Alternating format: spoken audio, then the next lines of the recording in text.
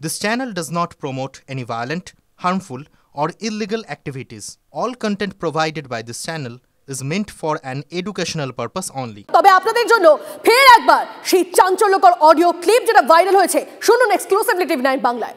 হয়েছে বলতে একটু আরজিগরের ব্যাপারটা।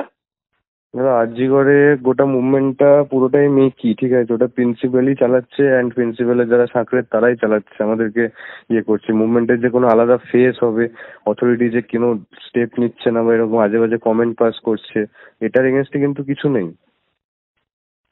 ঠিক আছে? এবং আমাদের উপর বাইরের লোকজন ডিপেন্ড করে এত কিছু করছে, অবভিয়াসলি ভালো লাগছে, বাট আমরা নিজেরাই সাস্টেনেবল নই, because আরজিগর has a history of suppressing it's righteous movements, তোমরাও জানো দাদা। অ্যান্ড এখানে কালকে একটা ভিডিও এসেছিল যে একটা সিভিক ভলেন্টিয়ারকে অ্যারেস্ট করেছে, ওটা একটা স্কেপগোট ছিল, ওটার সঙ্গে সঙ্গে আমরা হুইসেল ব্লো করেছি, বাট অথরিটি চেয়েছিল যে হ্যাঁ ওটাতে আমরা ভুলে যাব, কিন্তু ওরা তো জানে না যে অ্যাটলিস্ট সেইটুকু আইকিউ তো আছে যে মানুষ বুঝতে পারবে ওটা ওর পক্ষে করা সম্ভব কিনা। যে পোস্টমর্টম রিপোর্টে যেরকম ইনজুরিজ আছে দিদির, হ্যাঁ তাতে দাদা একজনের কাজ তো নয়, মিনিমাম 2 বা 3 জন। কারা হতে পারে, কি সাসপেক্ট করছিস তোরা আরজিগরের ছেলেরা? আমরা দাদা সাসপেক্ট করছি এটা ইন্টার্নের কাজ,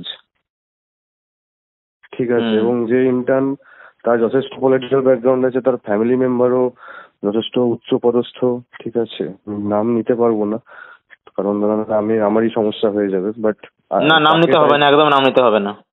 না দাদা সেটাই, এবং তাকে প্রোটেকশন দেওয়ার জন্যই মানে খারাপ লাগছে ভাবতে যে আমার ব্যাচমেটই এরকম করতে পারে, এবং কলেজ অথরিটি এতটা নির্লজ্জ যে তাকে সেফগার্ড করার জন্য এত কটা গেমস খেলা হচ্ছে। গোটা মুভমেন্টটা আমাদের কলেজ অথরিটি রান করছে, ঠিক আছে? একটা যদি খারাপ টাইমে তোমার পাশে কেউ এসে দাঁড়ায়, জাস্ট মেয়েটা মেয়ে কি করছে, এবং সে যখন ছড়ে যায় না, পুরো সবকিছু ভেঙে পড়ে যায়।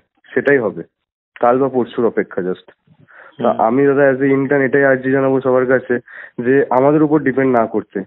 এটা একটা মহিলা, একটা মা, একটা বোনের এরকম হয়েছে, কমন মানুষের যেন আমাদের পাশে আসে, বাকি কলেজটাও যেন আমাদের পাশে থাকে। আরজিগর ইজ ডুমড। আরজিগর থেকে কিছু এক্সপেক্ট করো না। ক্রাইম সিন যেখানে হয়েছে, যেখানে সাসপেক্ট লুকিয়ে আছে, সে যে কেউ হতে পারে, অথরিটির হয়তো কোনো লোক, হ্যাঁ সে অথরিটির অবভিয়াসলি হয়তো নয়, তো সেখানে দাদা আমাদের থেকে কিছু এক্সপেক্ট করো না, এটাই বলার। তোমাদের সাথে দাদা অনেক দিনের সম্পর্ক, এইটুকু দাদা বলছি। আমাদের উপর কোনো এক্সপেকটেশন রাখো না, তোমাদের মতো করে যাও, আমাদের কোনো কথাও শুনো না। মানে তোমাদের ভিজিটি আজকে এসেছিল, খুব ভালো লেগেছিল যে দাদা এসছে, তো আমাদের ছেলেপিলেরাই মানে সাইড থেকে করে দিয়েছে কাজকর্ম, হাত তুলেছে, পুলিশটাও সেখানে ইয়ে করেছে।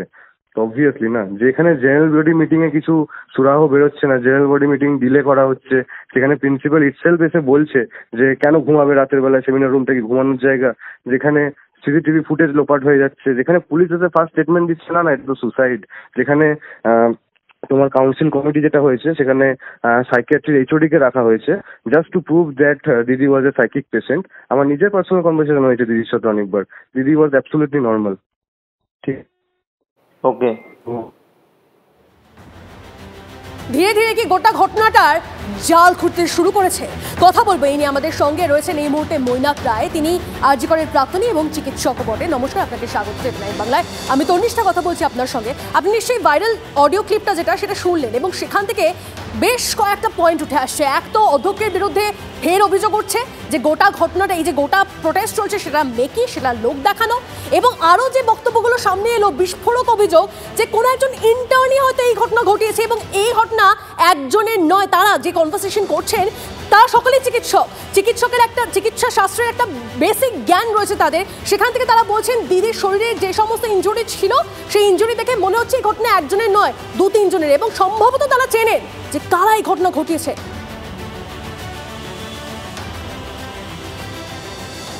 আচ্ছা, প্রথমে যেটা বলি সেটা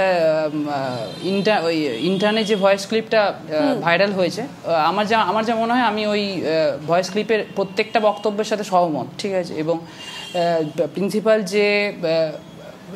যে লোকজনকে রেখেছে আজকে টিএমসিপি ইউনিট, তাদেরকে রাখা হয়েছে আন্দোলনকে সম্পূর্ণভাবে প্রশমিত করার জন্য, যাতে আন্দোলন সেই বৃহত্তর পর্যায়ে না যায়, যাতে এই ধর্ষণের বিচার না হয় বা কাউকে একটা আড়াল করার জন্য গোটা ঘটনাটা করা হচ্ছে। এটা তো ঘটনাক্রম দেখলেই, আপনারা একটু আগে আলোচনা করছিলেন সৌরভদার সাথে, যেখানে আপনি বললেন যে প্রথমে আত্মহত্যার ইয়ে দেওয়া হয়, তারপরে একজনকে সামনে আনা হয়, এরপর একজন যদি সামনে আসে এবং ওই ঘটনার সঙ্গে যদি, আর অবশ্যই এই ঘটনার সাথে মোর দ্যান 1% জড়িত, যা ইনজুরিজ আছে সেটা এখন কখনো একজনের পক্ষে করা সম্ভব নয়।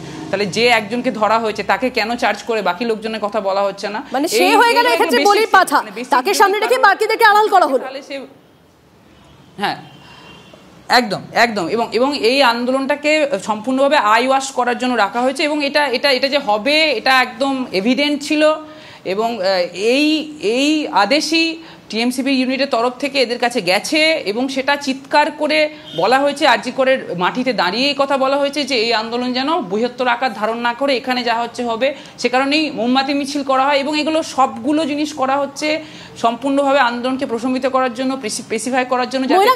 আমি একজন নারী হয়ে আমার তো ভেবে ভয় লাগছে যে এখনো অব্দি যারা এই ঘটনা ঘটেছে, এরকম নারকীয় অত্যাচার করেছে, তারা এখনো অব্দি বহাল তবিয়তে ঘুরে বেড়াচ্ছে। আরজি করের যা ঘটনা ঘটেছে এটা একটা এক্সট্রাঅর্ডিনারি সিচুয়েশন, ঠিক আছে? এই এক্সট্রাঅর্ডিনারি সিচুয়েশন এক্সট্রাঅর্ডিনারি ইনভেস্টিগেশন দাবি করে, এবং এক্সট্রাঅর্ডিনারি ওর শাস্তি দাবি করে, কনভিকশন দাবি করে। মানে সেটা যদি ফাস্ট ফরওয়ার্ড ম্যানারে না হয়, তাহলে কোনো নারী, কোনো মেয়ে, কোনো কেউই, ডাক্তার বাদ দিন, পশ্চিমবঙ্গের ভিতরে কোনো জায়গাতে কেউ সুরক্ষিতভাবে কাজ করতে পারবে না। আমি আজকে একটু পরে ডিউটিতে যাব, আমার নিজের ভয় লাগছে যে আমাকে যদি এরপর এদের এগেনস্টে কথা বলার জন্য খুন করা হয় বা একই জিনিস করা, এদের যদি একটা রেপ, এদের মাথায় কি প্রভাবশালী হাত রয়েছে, সেই জন্য এরকম ভাবে তাদেরকে সেফগার্ড করা যেতে পারে।